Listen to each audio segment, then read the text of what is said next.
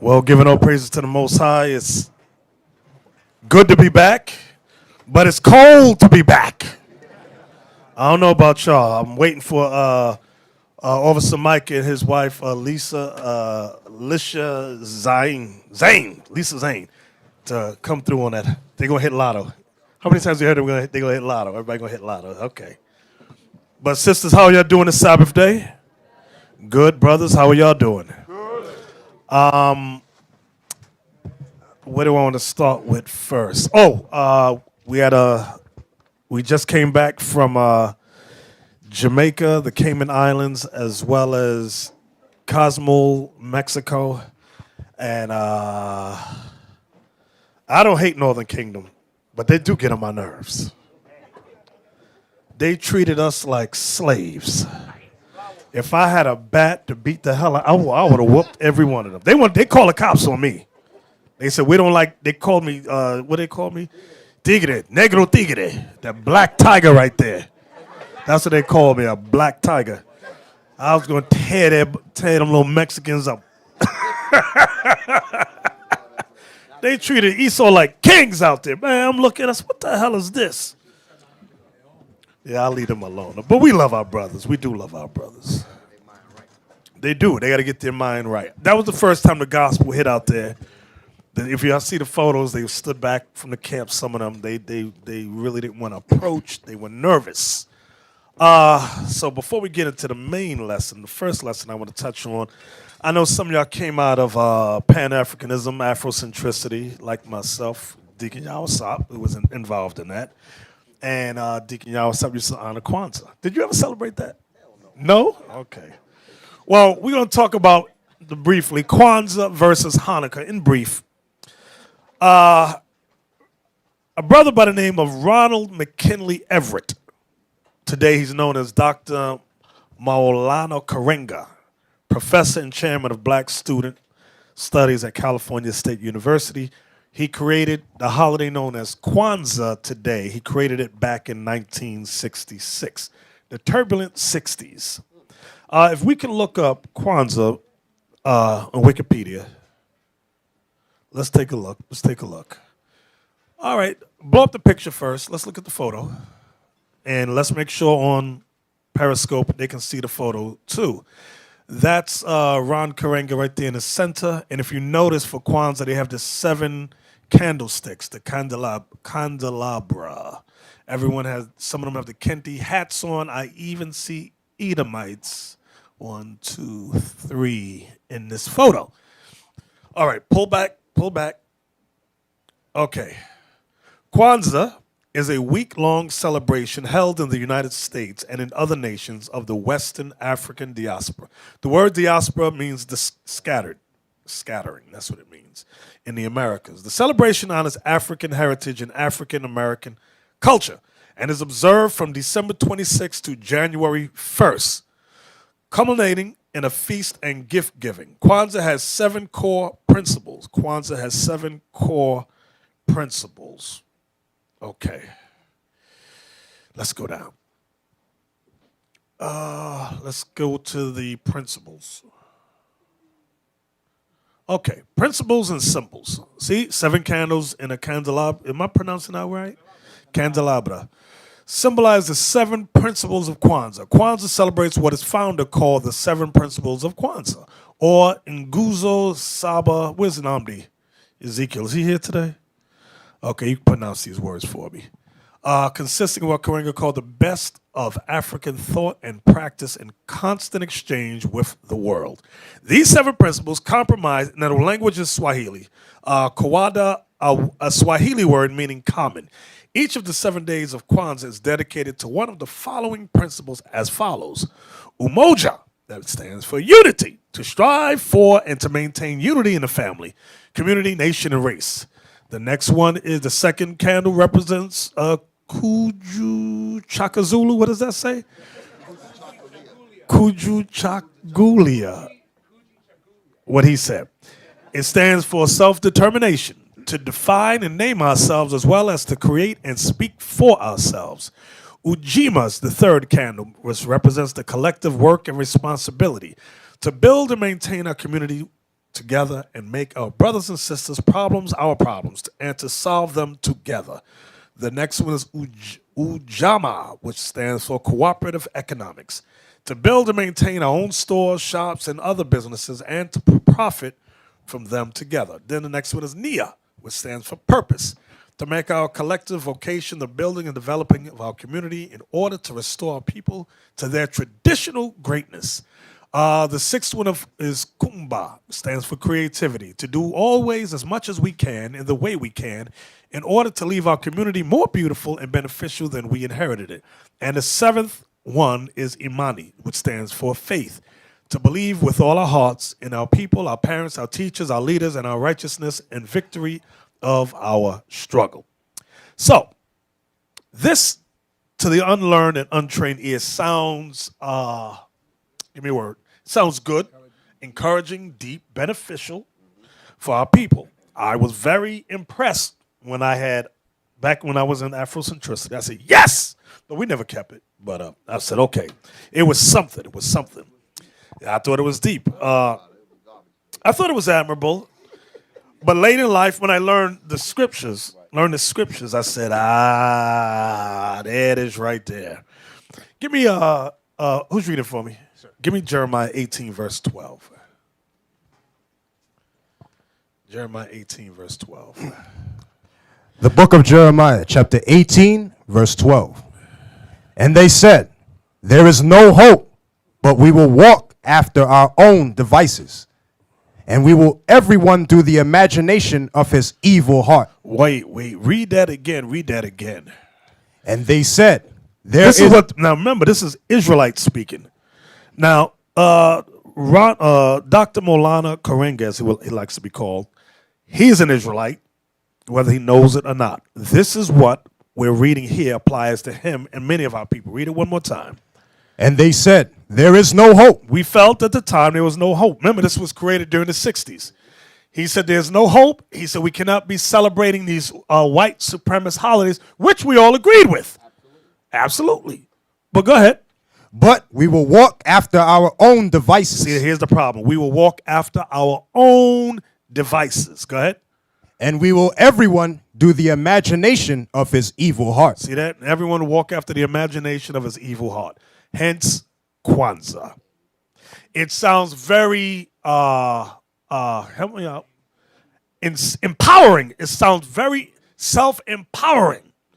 However, it's from the devices of a man's own heart. Watch this. Give me Sirach in the Apocrypha chapter 5, and let's start at verse 2. Sirach chapter 5 and verse 2. Now, I know the brother meant well. He meant well. However, the problem is it goes outside of God's plan for our people. Sirach chapter 5, let's read 2 through 4. The book of Sirach, chapter 5, verse 2. Listen good. Follow not thine own mind and thy strength to walk in the ways of thy heart. That is the number one problem with blacks and Latinos. We love to follow our own mind. Esau has taught us to be individuals. As individuals, we cannot work collectively as a race, as a unit, as a nation. Esau works together. So although this Kwanzaa is a man-made holiday, he's creating it to try to get us to work together. However, it's based upon his own individualism, his own individual ideas. Read it again. Follow not thine own mind and thy strength to walk in the ways of thy heart. Go ahead. And say not, who shall control me for my works? And say not, who shall control me for my works? I want you all to remember there is a God who does tend to get angry with our people for doing foolishly. Go ahead. For the Lord will surely revenge thy pride. See that? For the Lord will surely revenge thy pride. Come on. Say not, I have sinned. And what harm hath happened unto me? You ever notice with black people, we do evil things. This ain't nothing happened to me. I'm good. The Lord ain't do nothing to me. That's our problem. Go ahead. For the Lord is long-suffering. He will in no wise let thee go. See that? He will in no wise let thee go. Go back to Kwanzaa. Go back. I want to show you something. So meaning there's a judgment for us doing that. Now you may ask, why does the Lord judge us? The white man has done the same thing, but the white man was not given God's laws. We were.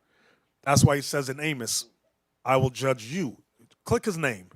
Go back up to the top. Just click his name. Down, down, down, down. Right there. Click it. Say it on the mic. No, okay. Go down.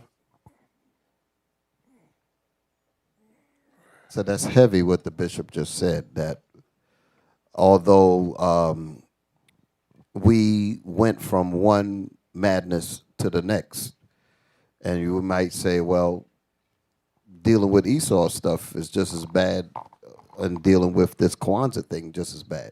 So you know, Esau, like you said, Esau was not given God's laws. We were, which means we have a responsibility. That's what I'm.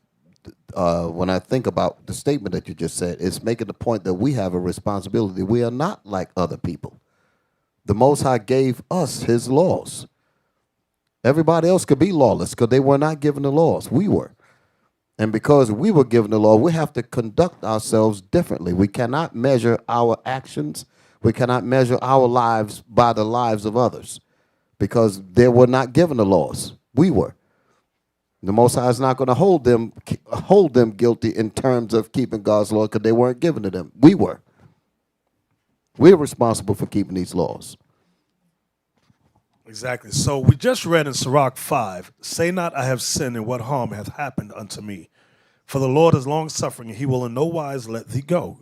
Pan down. Right there.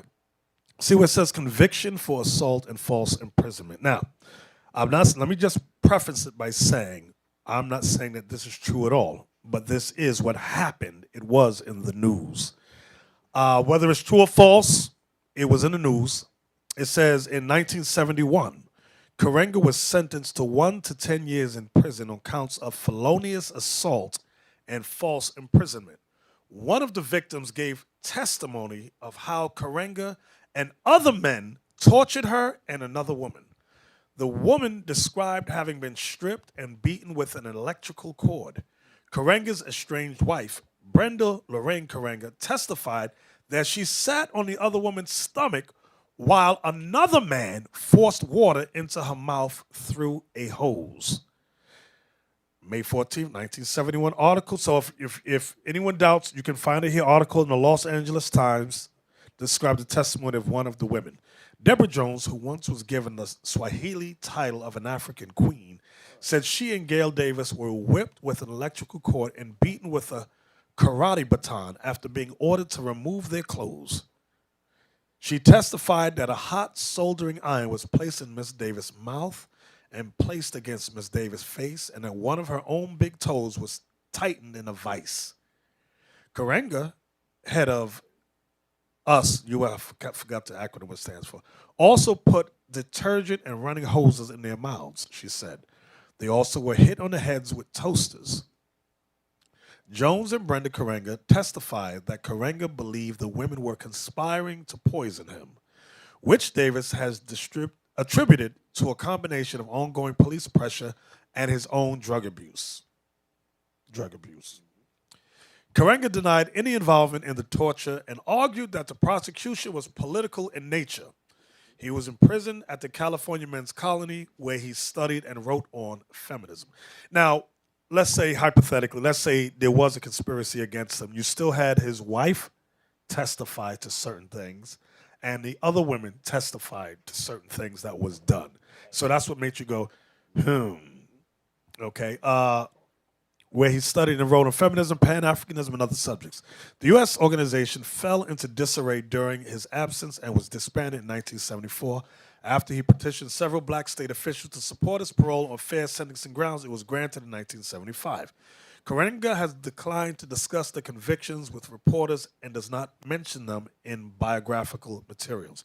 During a 2007 appearance at Wabash College, he again denied the charges and described himself as a former political prisoner. Okay, we'll end it right there.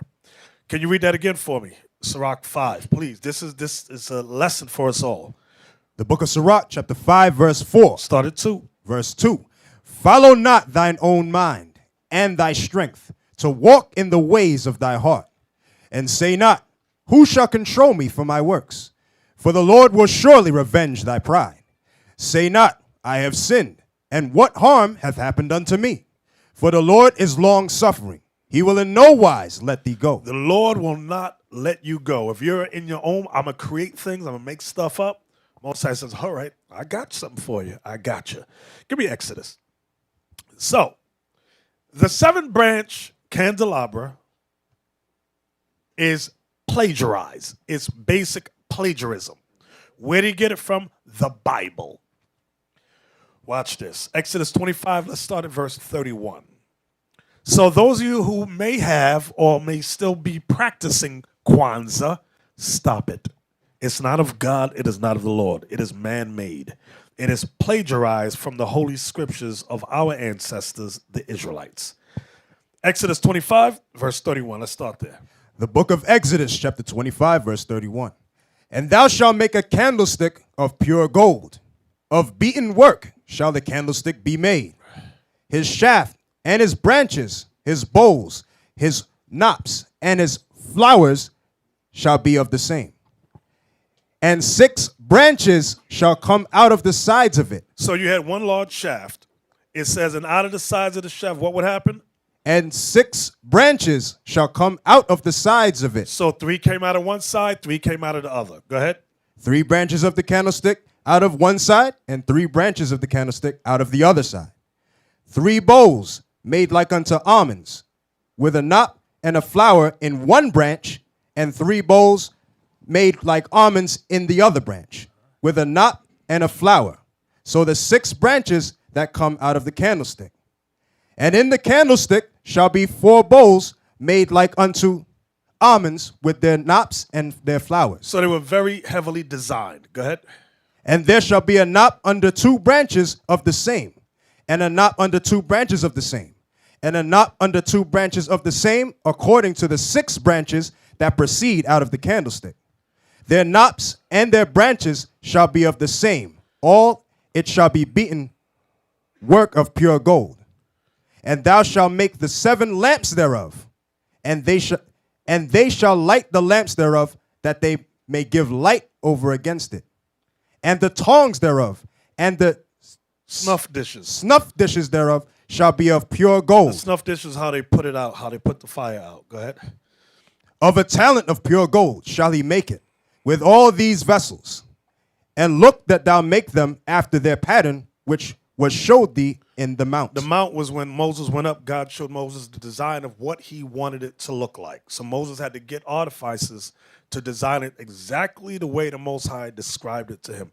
Give me 1 Maccabees chapter 1. All I want is verse 21. So we are not to follow the Kemetic community in the celebration of the Swahili man-made custom called Kwanzaa.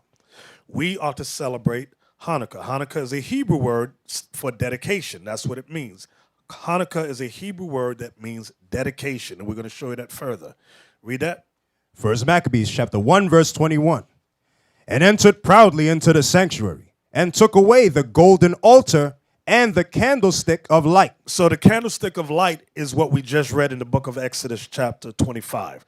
The candlestick of light was huge. Abiel, can you show me a picture of the Ark of Triumph when Rome came in? I want to show you the size of it.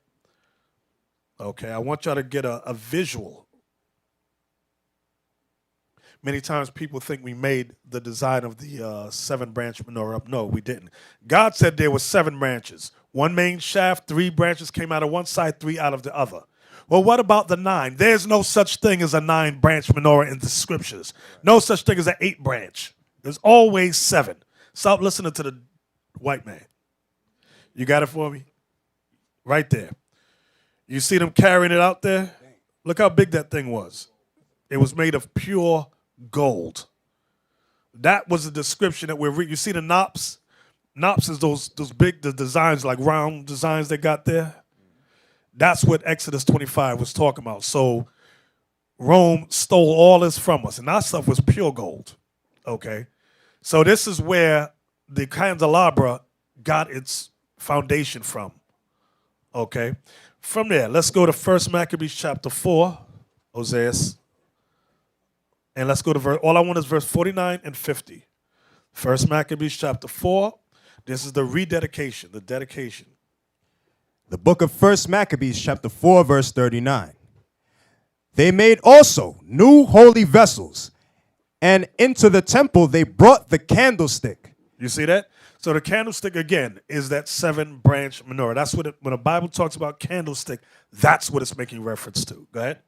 And the altar of burnt offerings, and of incense, and the table. And upon the altar they burned incense, and the lamps that were upon the candlestick they lighted, that it might give light in the temple. You see that? And the candlestick, which were the 7 branches, they lighted, that they might give light in the temple, because it was so big it lit up the entire temple. From there, give me Matthew chapter 5. All I want is verse 15.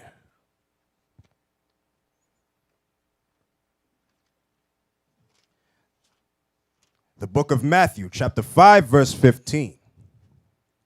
Neither do men light a candle and put it under a bushel, but upon a candlestick, that it giveth light unto all that are in the house. Again, many times we got our Western American frame of thought. We keep thinking a little candle.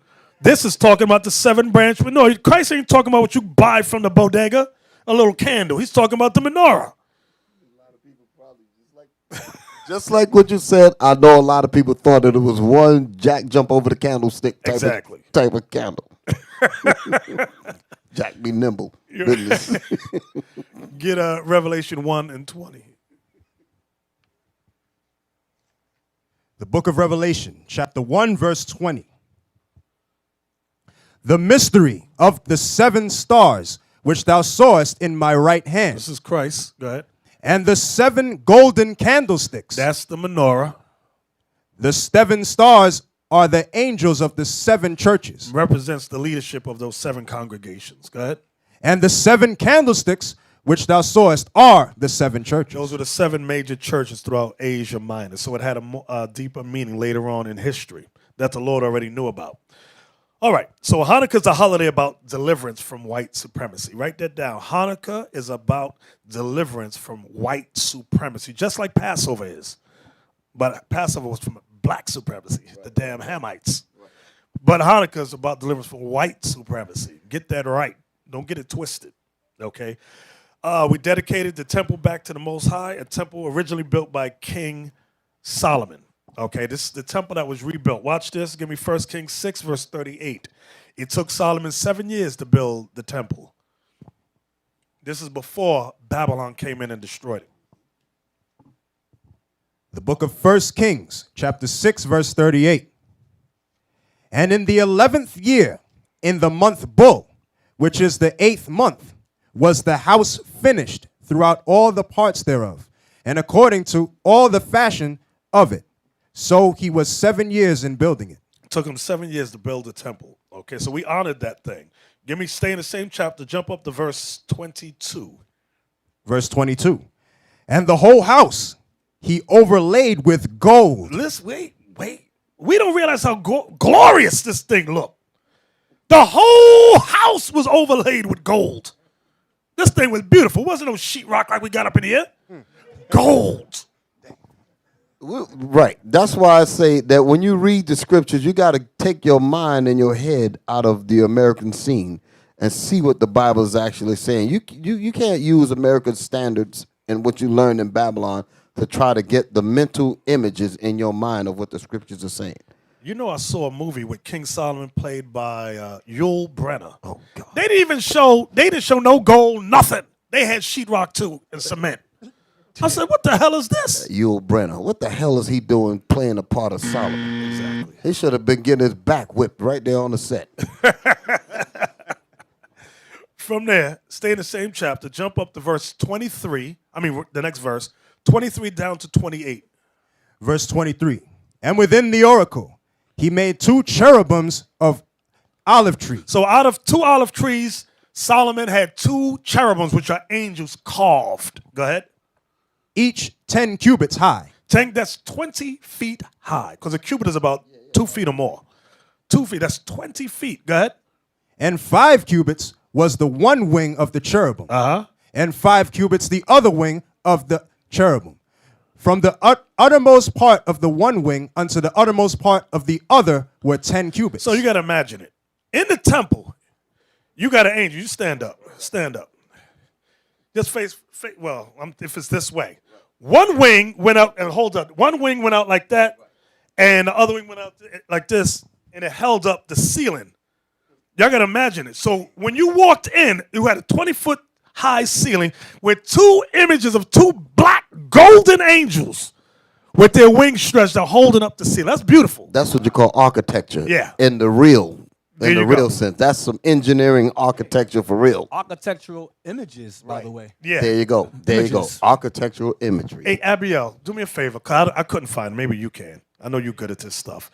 In the movie, it's either Return of the King or it might be The Hobbit. They walk to some castle and you have images, huge images, as they walk in of their former kings. You know what I'm talking about? It might be Lord of one of those. Yeah. Okay. So when I saw that, because remember, J.R. Tolkien, who wrote that movie, he was he was Amalek, so-called Jewish. He based everything on the scriptures.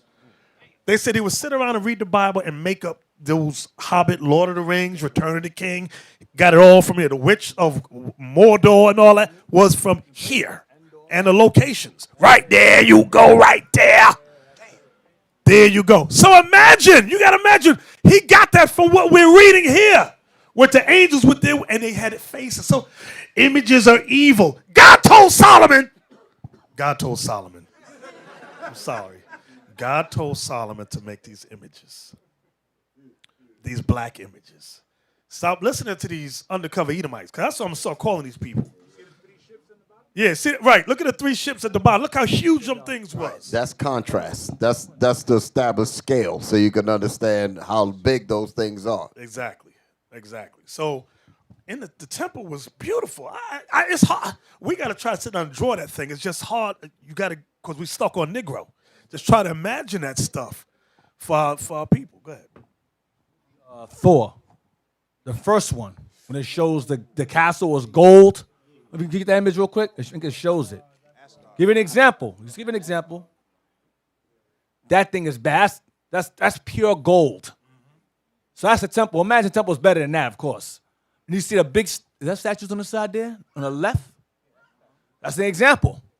Now Esau, of course, takes our imagery and makes it his own, but that's an idea of what you can get regarding the temple and how it was built and told to be built. Exactly. The floating city. Right. I see that floating city. Yes.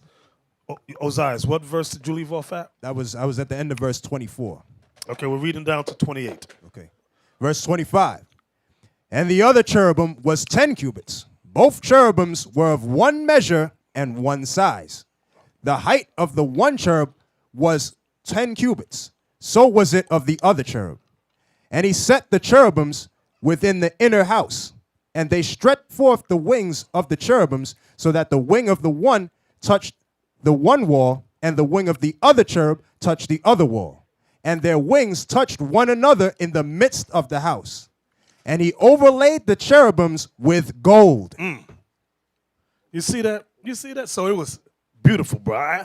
I can't imagine this thing.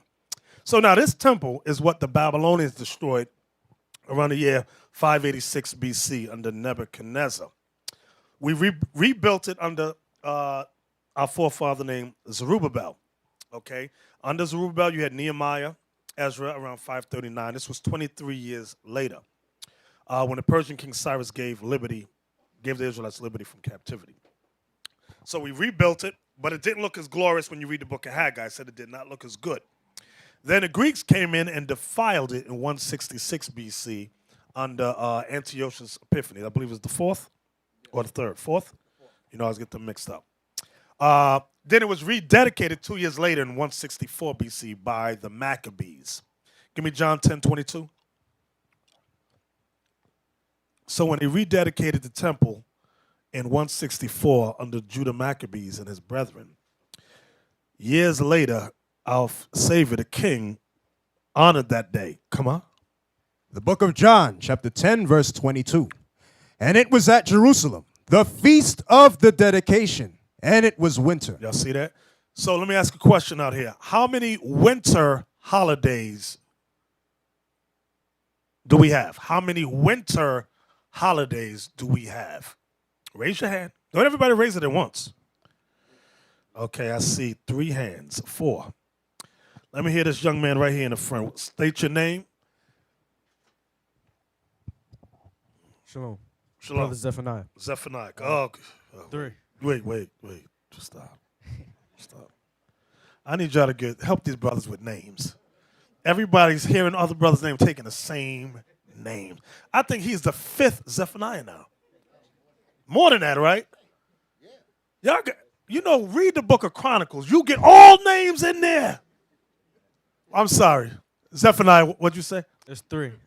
The Feast of Dedication, Feast of Purim, and the Destruction of Nicanor. Very good.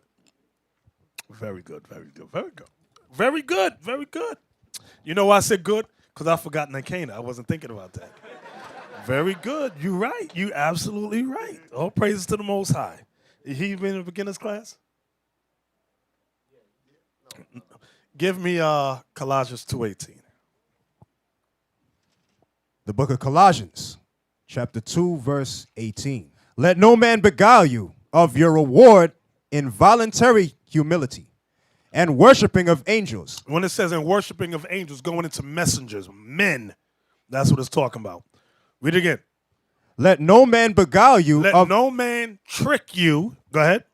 Of your reward in a voluntary humility. In voluntary humility, you're humbling yourself to something some man made. Go ahead. And worshiping of angels. Worshiping man-made doctrines. Was that it? No. Intruding into those things which ye have not seen. Intruding into those things which ye have not seen. Because men like to say, I had a vision or a dream from God, and God showed me that this is what we should do. No. So Kwanzaa has nothing to do with the Most High. He gave us Hanukkah, which is the Feast of Dedication. Hanukkah is based on history. It's not based on somebody I had a dream theory.